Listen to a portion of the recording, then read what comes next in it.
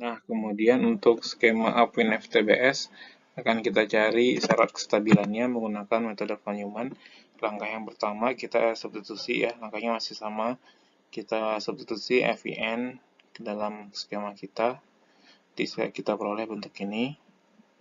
Kemudian dengan suku yang sama kita coret. Nanti saya dapat bentuk rho sama dengan 1 min lambda dikali 1 min E pangkat min JK delta X. Jadi E pangkat K delta X itu bentuknya mirip dengan ini ya, bentuk koordinat polar.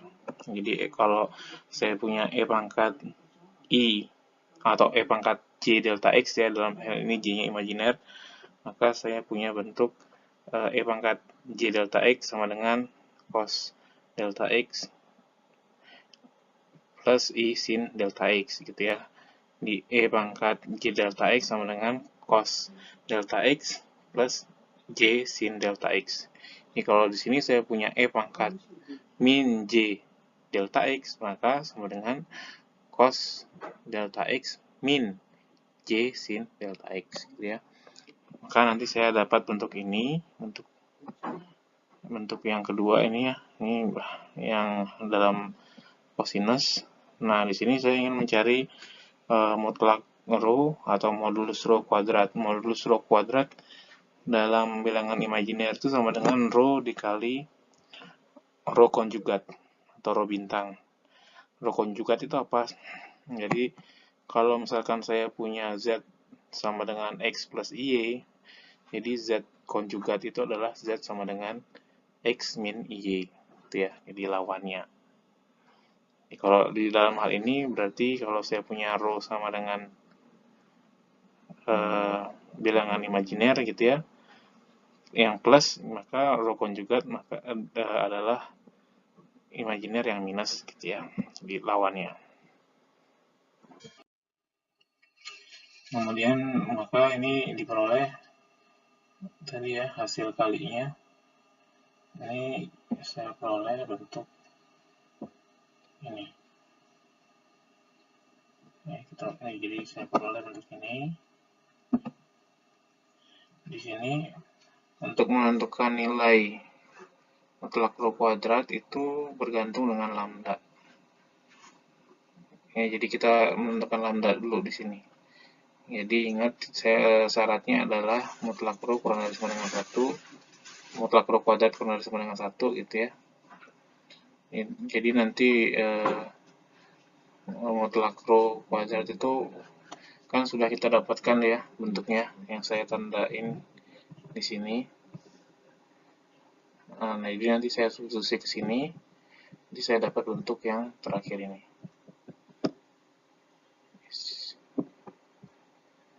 Ini yang ini ya, bentuk yang ini ya. Nah, perhatikan di sini, ini adalah perkalian 3 bilangan ya, lambda, 1 min lambda, dan 1 min cos K delta X. Kita ketahui bahwa 1 min cos K delta X itu nilainya lebih besar sama dengan 0. Ya, sehingga di sini lambda, 1 min lambdanya juga harus lebih besar sama dengan 0 ya, karena di sini positif ya. Ini tandanya positif. Jadi ini juga harus positif. Ya, jadi hasil kalau kita ingin mencari bilangan yang positif kan harus dikali dengan 2 bilangan positif ya. Nah, maka nanti saya dapat syarat yaitu lambda dikali 1 min lambda lebih besar sama dengan 0. Ini jika dan hanya jika lambdanya di antara 0 dan 1. Atau kalau mau ditulis lagi, lambda adalah C delta T per delta X, maka agar stabil ya, agar skema FTBS stabil, nilai C delta T per delta X-nya harus di antara 0 dan 1.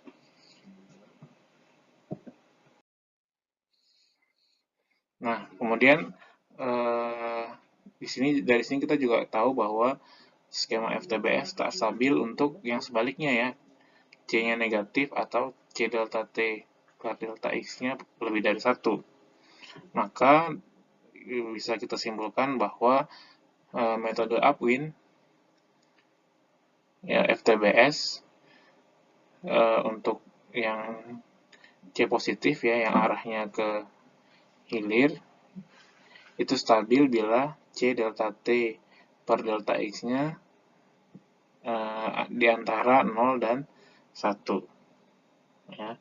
Nah, kemudian untuk yang FTBS, arah yang dari hilir ke hulu atau C-nya negatif, ya, jadi kalau dia arahnya hilir ke hulu atau C-nya negatif, skema FTBS itu sebenarnya ekuivalen dengan FTFS, gitu ya. Jadi sudah kita buktikan bahwa kalau C-nya negatif, skema FTBS tak stabil. Jadi skema upwind untuk yang C-nya negatif atau FTFS itu selalu tak stabil. Nah, dengan demikian berakhir sudah sesi kita pada pagi hari ini.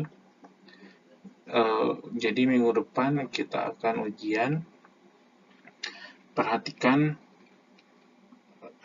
penurunan syarat kestabilan. Di sini saya belum menurunkan syarat kestabilan bagi skema implicit Crank-Michelson, jadi itu saya tinggalkan sebagai tugas ya, sebagai tugas untuk hari ini.